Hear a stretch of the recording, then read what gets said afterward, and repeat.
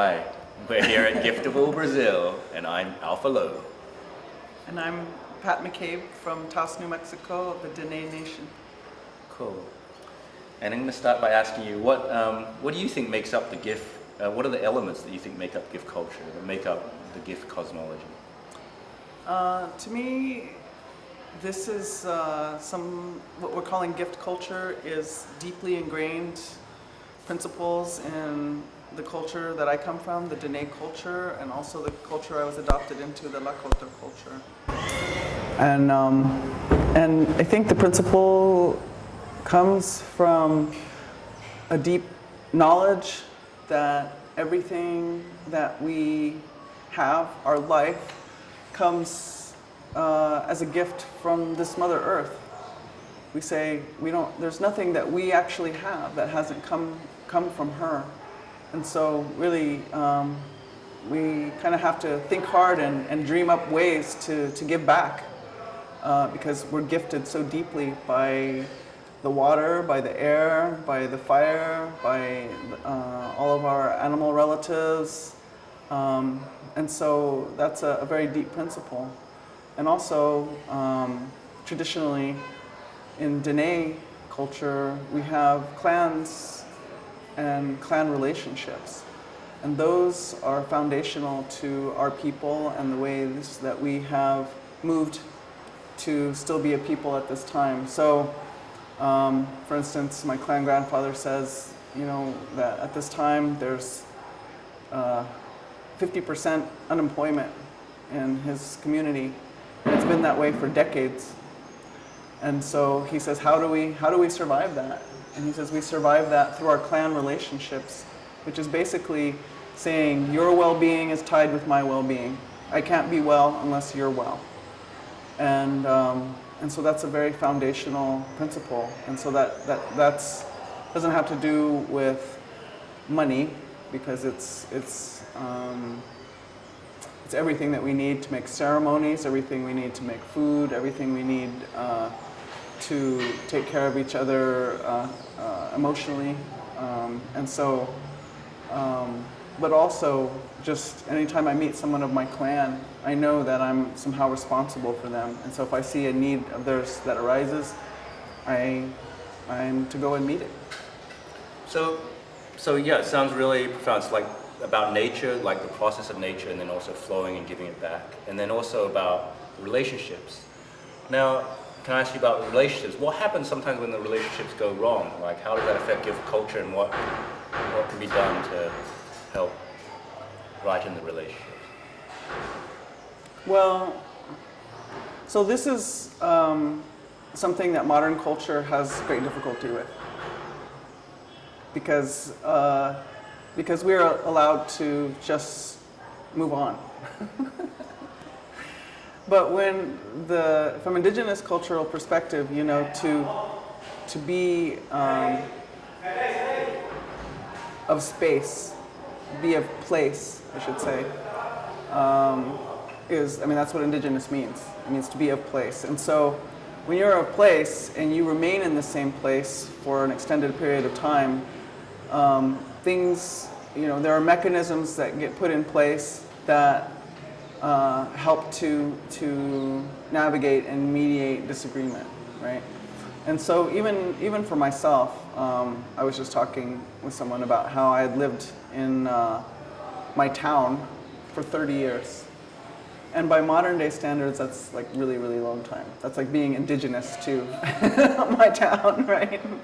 And so what I found there is that I can have a really deep falling out with somebody, and then 5 years, 7 years later, we end up in the same place for something kind of mundane. Maybe now we have children, and now we end up someplace in the school together, or we end up, for one of the sports team events together, and we're going to help out together. And so we have an all new opportunity to come to each other in a new way, and to be able to recognize, I'm not the same person that I was 5 years ago when we had that disagreement, and I can recognize that you're not the same person that you were. And so, we're different now, and what is there now?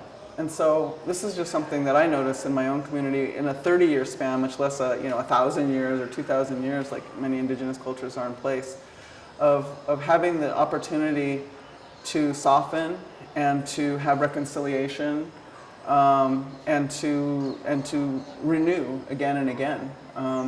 And so this is something that I think modern culture misses out on with all of this moving around. And I think it must also lend to a kind of cynicism in relationship. Like if you never really get to feel those reconciliations and that opportunity to really choose, am I going to keep my heart hardened to this person, or am I going to, really open up to this possibility that we both see here to begin something anew? And that kind of has given a limberness to my heart that I don't know if I would have if I weren't living in the same place. How does the reconciliation process work? Well, so for instance, in the Lakota tradition, the talking circle is a deep process, and so one of the ways that was described to me, I have,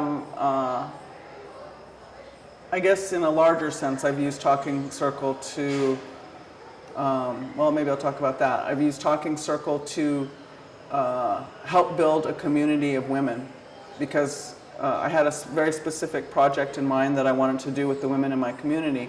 But what I noticed was that we had, our interrelational relating was very wounded and really had a lot of what I would call reaction to patriarchal system, meaning that we were trying to one-up each other. We were there was a little bit of jostling for power that brought out difficult behaviors, and I just thought, wow, how can we take on this very sensitive, very beautiful piece of work that I want to do as community with women when we have these kinds of relational skills? And so what I realized was that we needed to learn first how to allow. And so the talking circle, in which we sit in a circle and there's a talking stick, and the only person talking is the one with the stick. And the other part about it is that we're saying, one, that we open it with prayer, and we're inviting in spiritual input from behind each person, you could say, flowing into the circle, and also ancestral input. So we acknowledge that so right away we're acknowledging we're bigger than just us sitting here. We're bigger than just our issues right here. We come from a history and a lineage, and we also come out of a spiritual help. And so with that kind of expanded place, we speak into the center, and we place things into the center. And so the idea, you might hear something that inspires you or makes you think of something, but you don't directly address this person. So you're really avoiding that. You're avoiding dialogue. And so what ends up happening is that people can learn how to allow each other to be, allow whatever was arising for them, and also acknowledging that what's arising, what's coming out of their mouth, might be theirs, but it might also be a lot of input from something else as well, those spiritual aspects, ancestral aspects. And so we would meet every month to have this talking circle, to begin to just learn how to be with each other, how to allow each other, until we could kind of get to know a little bit about where each other is coming from. And so this changes a lot of the dynamics. That's one example of talking circle. Yeah, that sounds very powerful. And I think there's lessons here to be learned for urban communities and in our modern day culture. Like, as we try to create gift culture within our communities, we do need these processes to heal our relationships and maybe sit in circle. There's one process I know called the way of counsel, where it's kind of like really listening and allowing what spirit to move you and speak. And in that process, which really is about presence, and really being and allowing, that things get shifted and guided to mend and heal relationships, and also to birth new things. And and I think that's really important to bring up. Like, we need these relational processes in our communities to kind of, that's a very significant part of gift culture.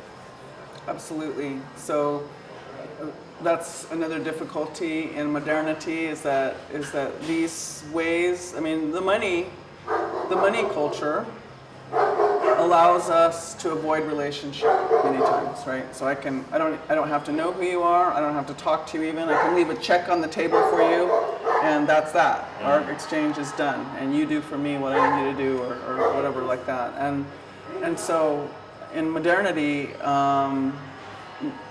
the process of relationship making for many people is overwhelming.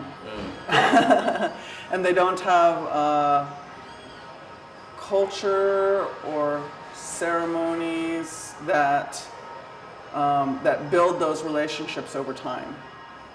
And so I think that's one of the challenges of the gift culture is being able to take the time to create relationship.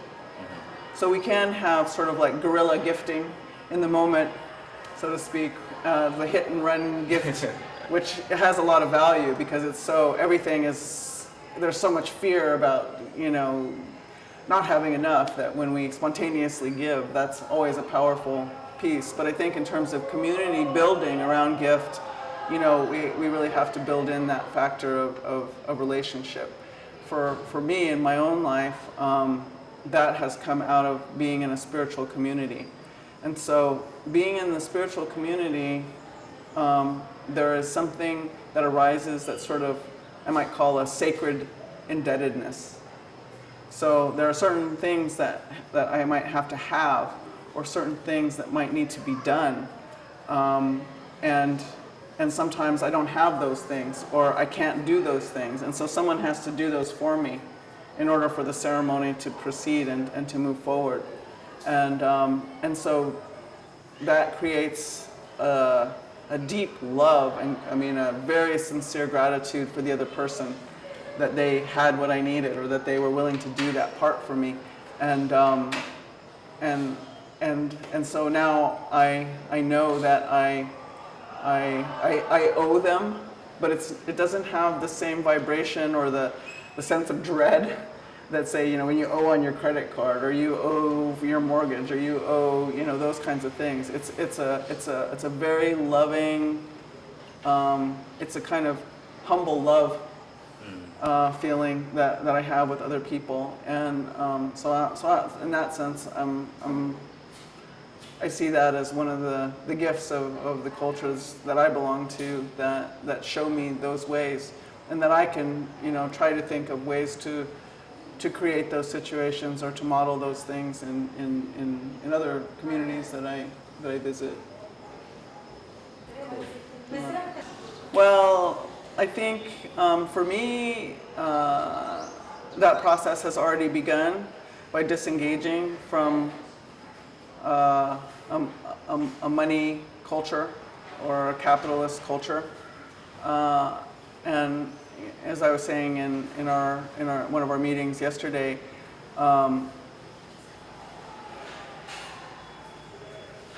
in order to do the work that lies ahead, I have to be fearless, really. That's actually the literal spiritual guidance I get, is you have got to be fearless. And so I feel like I've worked on that in many ways. But one of the ways that was very deep for me was my economic fears, my economic insecurities. And so those had to really be addressed. I had to depart from the cause and effect that is reflected back to me economically, everywhere I look. And I had to be able to disengage from the fear of what would happen if I step outside of that, because we're really taught you are responsible for making it all work, and I was too, because I come from a family that really experienced cultural interruption very deeply, and so their plan was to get into the system and succeed like so many other people around the world, right?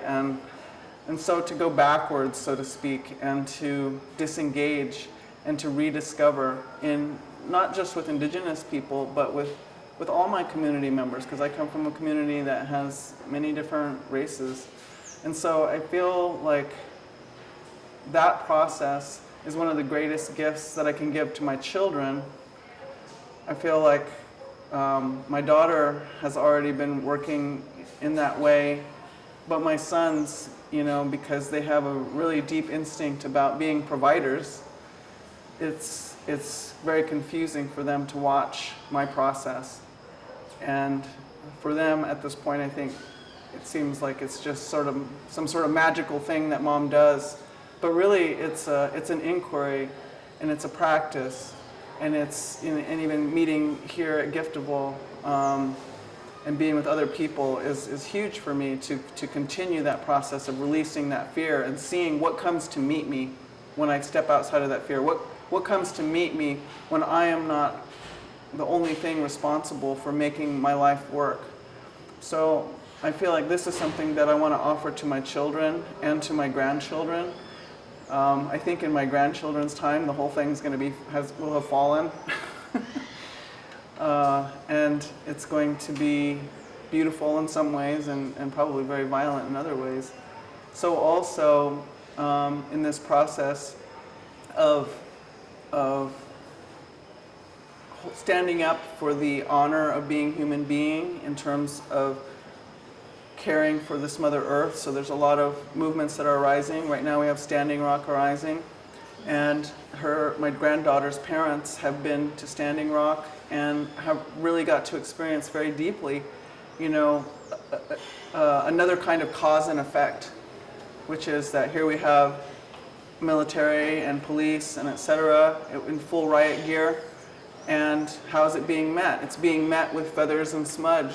It's being met with prayer. It's being met by women coming out in their traditional costumes and dancing. And so they're really getting to experience, it's very moving, another kind of cause and effect. And then going back to us culturally, this is reinforcing. Our ways are not like icing on some kind of cake for decoration. Our ways are the root of the materials that make that cake, and so for us culturally it's a big moment, but for the world it's also a big moment to really have an example and get to bear witness to another kind of cause and effect. And I will say that where I get that terminology, cause and effect, comes from my spiritual guidance. My spiritual guidance has been saying to me for some time, your understanding of cause and effect is rudimentary.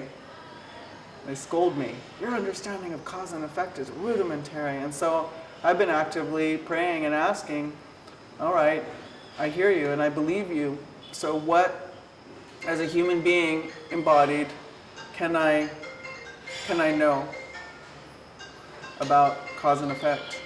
Well, first of all, to me, it's been helpful to recognize that I don't have that fear by accident, that the cultivation of that fear in me has been very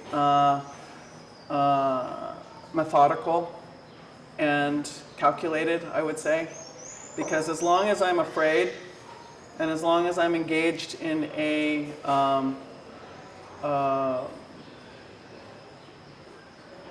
long as all of my intention and energy is engaged with attending to a fear that I'm going to lose my place, and then what's going to happen to me, and what's going to happen to my children, and then I really don't have time or energy to do anything else. So for me, that was coming from a people who has resisted attempted genocide. That's always a great inspiration. But really, probably for every human being, nobody wants to be a part of something like that. Nobody likes that feeling of being tricked and seduced into, enslavement, for sure, right? And so that's a big step right there. And then I think for me, I've had to in my spiritual practice to say, I'm willing to be of service. I'm willing to be of service. And then as I hear what needs doing, to just, even if I can't see how it's going to happen, to begin to make those steps towards what that calling is. Sometimes the calling is really big, sometimes the calling is really small, and then seeing what appears. And in the beginning, for sure, I would go to great efforts to save money, sort of like the traditional ways that we have of working those extra, 20 hours a week to make an extra bit of money to make something happen. But then also beginning to ask, well, what happens if I don't? What happens if I invite this Mother Earth and invite this spiritual help all around me to step in? So for instance, I was working at a job and I was just exhausted, and I still needed to meet some needs. And so I put it out there. I'm like, I don't know what I'm going to do, Spirit. This was when my marriage ended, and I had 2 little kids, and I was trying to figure it out, and so a couple of days later, somebody came into the store and said, Pat, I'd like to talk to you about a job I have. I think you might. I would be interested in having you do it. And I thought, okay, well, I guess this is the answer, and I'm going to have to really somehow summon some energy. And she said, I have a bed and breakfast, and I'm just starting to do this ski thing, and so I have to leave every weekend. And she said, so by law, I have to have somebody there on the weekend who's officially in a capacity of employee and innkeeper. So she goes, I just need you to come and sleep there. Can you just come and sleep there for the weekend, and I'll pay you, And so it was like, just kind of paying attention to those kinds of synchronicities at first, Later, things like when I would answer the call, so my policy, well, one, things just started appearing in my email in ways that I couldn't explain, of calls. Can you come out here? We'd like to hear you talk, or just be with us. In Mexico, in India, and just in all these, and I'd be like, how is this happening?